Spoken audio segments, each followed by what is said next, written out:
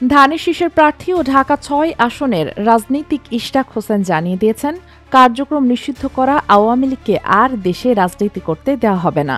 শনিবার দুপুরে কেন্দ্রীয় শহীদ মিনারে মুক্তিযোদ্ধা ও মুক্তিযুদ্ধের প্রজন্মের আয়োজিত সমাবেশে বক্তব্য দিতে গিয়েই এমন সতর্কবার্তা দেন তিনি।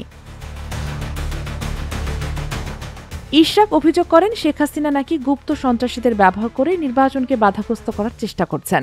তার দাবি, আওয়ামী লীগকে বাংলাদেশের রাজনীতি থেকে সরিয়ে দেওয়া সময়ের দাবি। দলের ভেতরের মতবিরোধ দূর করার আহ্বান জানিয়ে তিনি বলেন, ভাঙন আন্দোলনকে দুর্বল করবে। জুলাই আন্দোলনের সব দল ঐক্যবদ্ধ না থাকলে বহিঃশত্রুরা দেশকে করদ রাষ্ট্র বানানোর সুযোগ পাবে।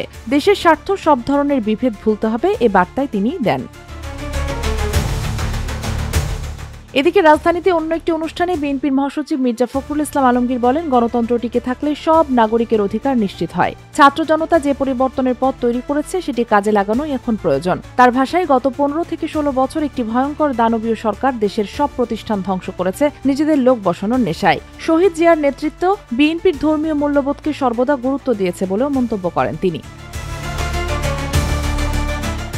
মির্জা ফখরুল আরও বলেন, এত মুসলমান, এত মসজিদ, মাদ্রাসা, এত বিদ্বান আলেম থাকা সত্ত্বেও দেশে অন্যায় দুর্নীতির বিস্তার কেন? এটা বোধগম্য নয়। মসজিদ তৈরির প্রবল আগ্রহ থাকা মানুষ একটি ভালো মানুষ গড়ার ক্ষেত্রে কেন সেই একই আগ্রহ দেখায় না, সেটাও তিনি প্রশ্ন তোলেন। তার দাবি, গত ১০ বছর জামায়াতে ফ্যাসিবাদ বিরোধী কোনো দৃশ্যমান ভূমিকা রাখেনি। এতদিন পিআরের কথা বলে সরে থাকা জামায়াত এখন আবার নির্বাচনের কথায় সুর নরম করেছে। ধর্মকে রাজনৈতিক স্বার্থে ব্যবহারের বিষয়টি ইসলাম সমর্থন করে না বলেও মন্তব্য করেন তিনি।